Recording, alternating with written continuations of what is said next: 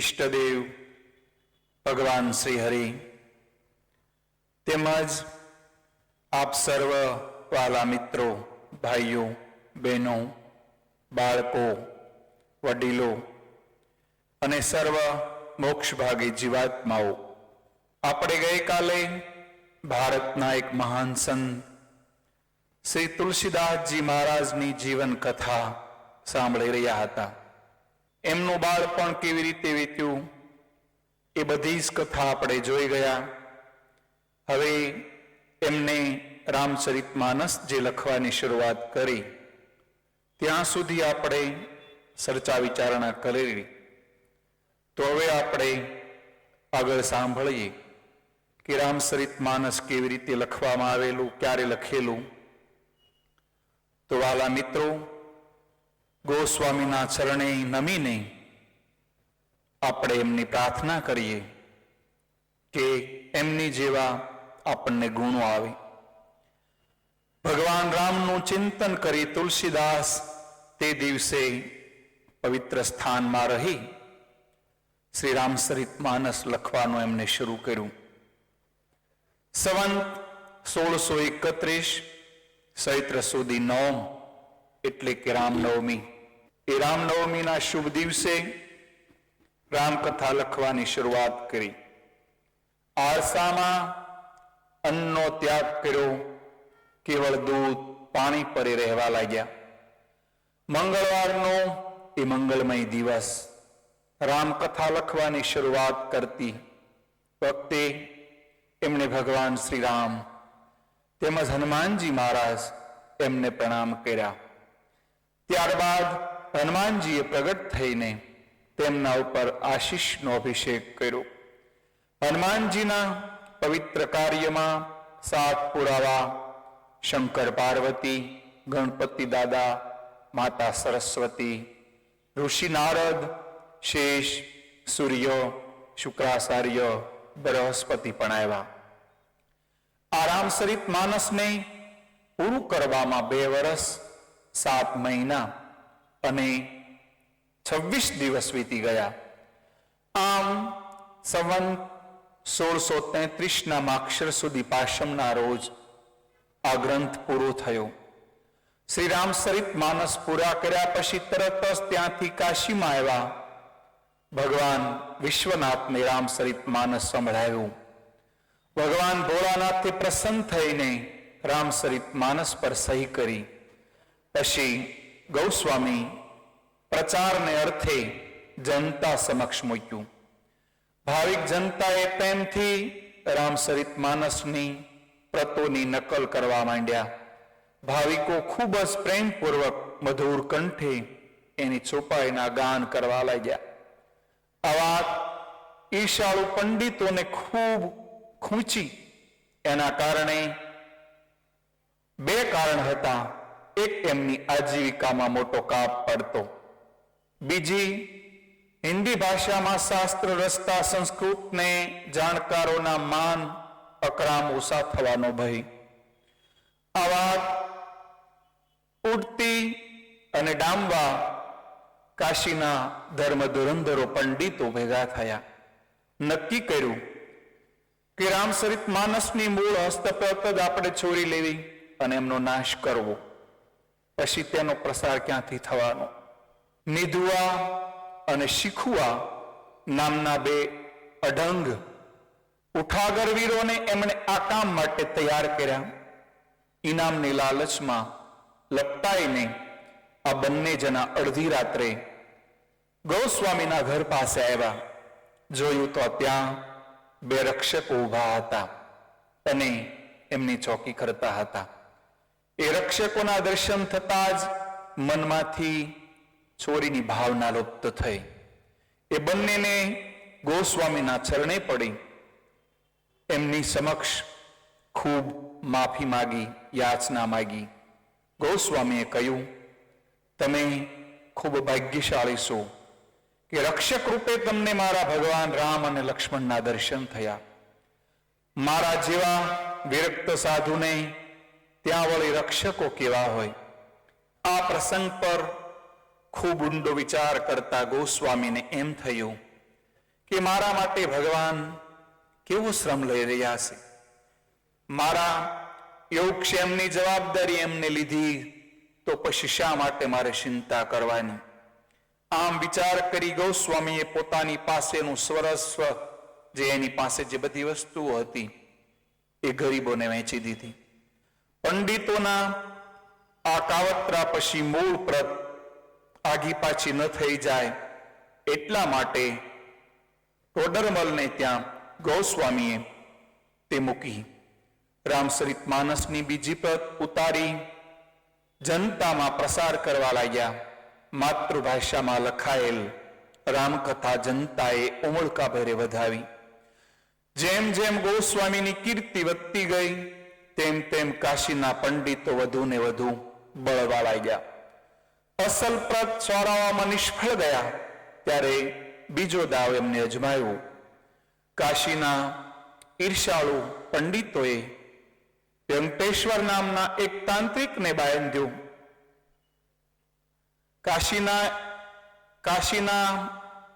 કાશીના ઈર્ષાળુ પંડિતોએ વટેશ્વર નામના એક તાંત્રિકને સાધ્યો. વટેશ્વર, આજે તારે મારું એક કામ કરવાનું છે. હમણાં પેલો ગોસ્વામી વધુ ને વધુ ફાટ્યો ફરે છે, તો તારો મારણ પ્રયોગ એના પર અજમાવ અને ગૌસ્વામીને આ જગતમાંથી નષ્ટ કરી નાખ. ઓહો, માનવ મારવો અને મચ્છર મારવો મારે માટે બંને એક રમત વાત છે. જાઓ, તમે તમારી નિરાતે સૂઈ જાઓ. સાંજ સુધીમાં ગોસ્વામી આ સંસારમાં નહીં હોય. પંડિતો ખુશ થયા, ઘરે ગયા. વટેશ્વરે કાળ ભૈરવની સાધના કરી મારણ પ્રયોગ અજમાવ્યો, પણ ગોસ્વામીનું રક્ષણ તો હનુમાનજી કરી રહ્યા હતા. એટલે મારણ પ્રયોગ પાછો ફેર્યો અને વટેશ્વરને પ્રાણ લઈને જંપી ગયો. બીજાને ખલાસ કરવા જતા પોતે ખલાસ થઈ ગયા. બબ્બે વખત પાછા પડવા છતાંય દ્રેશેલા પંડિતોએ ગોસ્વામીનો કેળો ન મૂક્યો. છેવટે તેઓ કાશીના ધર્મ ધરમધર પંડિત મધુસૂદન સરસ્વતી પાસે આવ્યા. ફરિયાદ કરી, સ્વામી, વિદ્યા ક્ષેત્રે કાશીમાં વેદવાણી સંસ્કૃતની આશી થઈ રહી છે. આજે તો જ્યાં જુઓ ત્યાં તુલસીદાસજીના રામચરિત માનસનું સન્માન થાય છે. આપ એવો કોઈ ઉપાય કરો કે જેથી વેદવાણી સંસ્કૃત ભાષાનું માન જળવાય. પંડિતોની વાત સાંભળી મધુસૂદન સ્વામી ખૂબ ઊંડા વિચારમાં પડી ગયા. પછી બોલ્યા, વસ્તુમાં કોઈ સત્વ હોય તો જ લોકો એના તરફ આકર્ષાય. આ નિર્ણય લેતા પહેલા મને રામચરિત માનસ બતાવો. હું ખૂબ ઝીણવટથી એને વાંચી લઉં, પછી જ એ અંગે સારા ખોટાનો અભિપ્રાય આપી શકું. મધુસૂદન સ્વામી ખૂબ જ શાંતિથી આખું રામચરિત માનસ એને વાંચ્યું. પછી પોતાના અભિપ્રાય પ્રગટ કરતા કહ્યું, સાચી વાત કરું, રામચરિત માનસ એ આનંદ વંદન છે. એના વખાણ કરવા મારી પાસે પૂરતા શબ્દો નથી. મધુસૂદન સ્વામીના શબ્દો સાંભળતા જ પંડિતોના મોઢા ઢીલા થઈ ગયા. સૌ પંડિતો પોતપોતાના સ્પષ્ટ અભિપ્રાય રચ્યો નથી એ જાણીને વિચક્ષણ મધુસૂદન સ્વામીએ કહ્યું કે હું આ એક સામાન્ય પંડિત છું. મારો અભિપ્રાય એ છોટાનો અભિપ્રાય ન કહેવાય. એમ કરો, આપણા સર્વશાસ્ત્ર, પુરાણો અને રામચરિત માનસને ભગવાન વિશ્વનાથ પાસે મૂકો અને બારણા બંધ કરાવી દો અને સવારના પહોરમાં સર્વશાસ્ત્ર ઉપર જે પુસ્તક પડ્યું હોય તે સર્વશ્રેષ્ઠ આપણે માનવાનું. પંડિતોએ આ વાત બધાને ગમી. શાસ્ત્ર પુરાણના પુસ્તકોની સૌથી નીચે રામચરિત માનસને મૂકી દ્વાર બંધ કર્યા. સૌ અજાયબની વચ્ચે સવાર થયું તો રામચરિત માનસ સૌથી ઉપર હતું. હવે પંડિતોના હાથ હેઠા પડ્યા. સૌ આવીને ગૌસ્વામીના ચરણમાં પડી ગયા. અપરાધ માટે સર્વએ ક્ષમા માગી. ગૌસ્વામીએ કહ્યું, એમાં ક્ષમા શાની? હું આપનો ઉપકાર માનું. આપે આવું ન કર્યું હોત તો માનસ ગંગાની શ્રેષ્ઠતા કેવી રીતે સાબિત થાત? એક દિવસ નંદીના શાંતિપુરના પંડિત રવિદત્ત શાસ્ત્રી ગૌસ્વામી પાસે આવ્યા અને કહ્યું, મારી સાથે શાસ્ત્રાર્થ કરો. ભાઈ, જવા દો ને. વાદ વિવાદને અંતે વિખવાદ જન્મે અને વાદ વિવાદ કરતા કરતા એટલી વાર રામનું નામ લેવી તો કેવી મજા આવે. રવિદત્ત શાસ્ત્રી માન્યા નહીં. છેવટે ગૌસ્વામીને શાસ્ત્રાર્થ કરવા તૈયાર થવું પડ્યું. રવિદત્ત હાર્યા. પાછા તો ખૂબ સંછેડાના. એક દિવસ ગૌસ્વામી ગંગામાં સ્નાન માટે જઈ રહ્યા હતા. ત્યારે કેટલાય માણસોને લઈ ગૌસ્વામીજીની પાછળ પડ્યા અને ગૌસ્વામીની રક્ષા કરતા એની પાછળ પાછળ જઈ રહેલા હનુમાનજીને જોતા એ ભાગી ગયા. જ્યારે આમ ન ફાયા ત્યારે એમણે છળ કપટનો દાવ અજમાવ્યો. ગૌસ્વામી પાસે આવી માફી માગી અને સદાય સાથે રાખવાની માગણી કરી. સરળ સ્વભાવના સ્વામીજી તેના દિલનું કપટ ન પારખી શક્યા. રવિદત્તે પ્રેમથી સેવા કરવા માંડી. એક દિવસ ગૌસ્વામીએ કહ્યું, રવિદત્ત, તારી સેવાથી ખૂબ હું પ્રસન્ન થયો છું. કહે, તારી કઈ ઈચ્છા હોય તો કહે. મારી એક જ ઈચ્છા છે, કાશી છોડીને જતા રહો. વસંતથી બંધાયેલા સ્વામીએ એ જ ઘડીએ કાશીને છોડીને ચાલી નીકળ્યા. પ્રસન્ન થતા રવિદત્ત વિશ્વનાથના દર્શને આવ્યા. ત્યાં તો આપોઆપ મંદિરના દ્વાર બંધ થઈ ગયા. એ વખતે આકાશવાણી થઈ કે જા, અત્યારે ને અત્યારે ગૌસ્વામીને મનાવીને તું કાશીમાં તું પાછા લઈ આવ, નહીતર તારું મોત આવ્યું એમ સમજજે. ચિત્રકૂટથી રવિદત્ત તો હાંફળો ફાફળો દોડ્યો. અડધે રસ્તે જ ગોસ્વામીને પકડી પાડ્યા. એમની માફી માગી. એમને કાશીમાં લઈ આવ્યા. કાશીમાં આવ્યા પછી ગોસ્વામીને ટોડરમલજીને મળ્યા. એમને ખૂબ આગ્રહ કરી ગોસ્વામી માટે અસીઘાટ પર મકાન બંધાવી આપ્યું. અહીં થોડા વખત રહી ગૌસ્વામી તીર્થાટન નીકળી પડ્યા. ફરતા ફરતા વૃંદાવનમાં આવ્યા અને ત્યાં એમને નાભાજીનો ભેટો થઈ ગયો. એક દિવસ નાભાજીની સાથે ગૌસ્વામીજી મદન મોહનજીના દર્શને ગયા. ભગવાન કૃષ્ણનું મંદિર હોવા છતાં ગૌસ્વામીએ ભગવાન સીતારામની જય બોલાવી. કૃષ્ણ ભક્તોને આ ખૂબ ખૂંચ્યું. સૌના મુખ પરથી ભાવથી ગૌસ્વામીએ સૌના અંતરમાં રમતી વાત જાણી લીધી. એટલે બોલ્યા, કહા બરનૌ સબી આજ કી ભલે બિરાજેવું નાથ, તુલસી મસ્તક તબ નમે ધનુષ બાન લેવું હાથ. ભક્ત દિલની ભાવનાને પારખીને ભગવાન કૃષ્ણે પોતાનું રૂપ પલટી નાખ્યું. હાથમાં ધનુષ ધરીને રામનું સ્વરૂપ દર્શન એમને આપ્યું. કૃષ્ણ ભક્તો સૌ આ દ્રશ્ય જોઈને સ્તબ્ધ થઈ ગયા. ત્યાંથી પાછા ફરતા સ્વામી દિલ્હીમાં આવ્યા. તે વખતે દિલ્હીના તખ્ત પર બાદશાહ જહાંગીર હતા. ગૌસ્વામીની કીર્તિ એમણે સાંભળી. માનમરમાં સાથે રાજ દરબારમાં તેડાવ્યા અને કોઈ ચમત્કાર દેખાડવાની માગણી કરી. ત્યારે ગૌસ્વામીએ કહ્યું, બાદશાહ, આખો સંસાર ચાલી રહ્યો છે એ મારા નાથનો એક ચમત્કાર છે. આથી વધુ ચમત્કાર હું તમને શું બતાવવાનો? જહાંગીરને આ વાત ન રૂચી. એને તરત જ ગૌસ્વામીને જેલમાં પૂરી દીધા. કેદખાનામાં પ્રવેશતા જ એમણે બજરંગબલીને યાદ કર્યા. જાણે ચમત્કાર સર્જાણો હોય એમ દિલ્હીમાં અસંખ્ય વાનરો ઉતરી પડ્યા. એમણે આખા દિલ્હીમાં ઉત્પાત મચાવ્યો. કેટલાક તો વાંદરાએ બેગમોના કપડા પણ ફાડી નાખ્યા. આ ચમત્કાર જોઈ જહાંગીરની શાન ઠેકાણે આવી. ગૌસ્વામીની માફી માગી. માન મર્તબા સાથે એમને વિદાય કર્યા.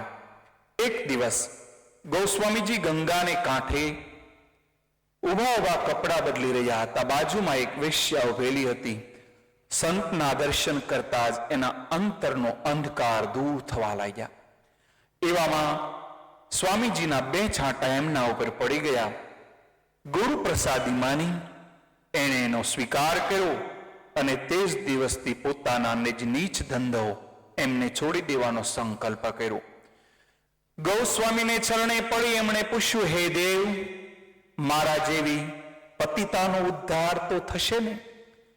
ભજન કરે એનો ઉદ્ધાર થાય જ. ભગવાન રામમાં ચિત્ત વૃત્તિ રાખનારને જન્મ મરણના ફાંસલામાં ક્યારેય ફસાવવું પડતું નથી એમ કહી ગૌસ્વામી પોતાને ઉતાર્યા આવ્યા. સંવંત 1670 ગૌસ્વામીના દર્શન કરવા જહાંગીર આવ્યા. ગૌસ્વામીએ પુષ્કળ ધન જમીન અર્પણ કરવાની એમની ઈચ્છા પ્રગટ કરી. ગૌસ્વામીએ જવાબમાં નિર્લોભપણે કહ્યું, વસતા તેમ વસીએ, માયામાં સિદ્ધને ફચીએ. ગૌસ્વામીએ બાદશાહ પાસેથી કાંઈ ન સ્વીકાર્યું. વાત વાતમાં જહાંગીરે બિરબલની હાજર જવાબીના એમને વખાણ કર્યા. ત્યારે ગૌસ્વામીએ નારદજી દર્શાવતા કહ્યું, બિરબલમાં આવી વિચક્ષણ બુદ્ધિ હોવા છતાં સમ્રાટોના સમ્રાટ શ્રી હરિને એમણે ન રીઝવ્યા. મને તો એની પામરતા જોઈને ખૂબ દયા આવે છે. ગૌસ્વામીએ પછી પોતાનું પાલન જીવન કાશીના અશીઘાટ પર જ વિતાવ્યું. છેલ્લા દિવસોમાં એમણે પ્લેગનો વ્યાધિ લાગુ પડ્યો. શરીરમાં તાવ પણ રહેવા લાગ્યો.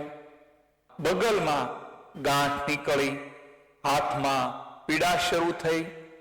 ખૂબ ઉપચારો કર્યા પણ કોઈ ફાયદો થયો નહીં. ત્યારે મનને કહેવા લાગ્યા, હે મન, તું શા માટે દુઃખી થાય છે? આ જન્મે નહીં તો ગયા જન્મે તે કોઈને દુભેવા હશે. તેનું આ તને ફળ તારે ભોગવવું પડે. રામ કૃપાથી આ સાધ્યમતાનું દર્દ મટી ગયું. દર્દ મટ્યા પછી ગૌસ્વામીજી ગંગા તટે આવ્યા અને ગંગા તટે આવીને એમને સોપાય લલકારી. 127 વર્ષનું પરવાયુષ ભોગવી સંવંત 1660 શ્રાવણવદી સાતમના રોજ અસીઘાટ પર ગૌસ્વામીએ નશ્વર દેહનો ત્યાગ કર્યો અને સાકેત ધામમાં એટલે કે વૈકુંઠ ધામમાં ભગવાન શ્રી રામના ચરણોમાં, રામની યાદમાં, રામના વિરહમાં એ વિલીન થઈ ગયા. એવા આ મહાપુરુષને યાદ કરી હું અને તમે જીવન ધન્ય માનીએ અને આપણે પણ કોઈને કોઈ સુધારવાનો પ્રયત્ન કરીએ. એટલી વાત કરી. આજે ભારતના મહાન સંત તુલસીદાસજીનું જીવન પૂરું કરી આપ સર્વને પ્રણામ કરી, આપ સર્વને વંદન કરી હું ક્ષમા યાચું છું કે કોઈ મારાથી ભૂલ હોય તો માફ કરજો. જય શ્રી રામ, જય શ્રી કૃષ્ણ, જય શ્રી સ્વામિનારાયણ.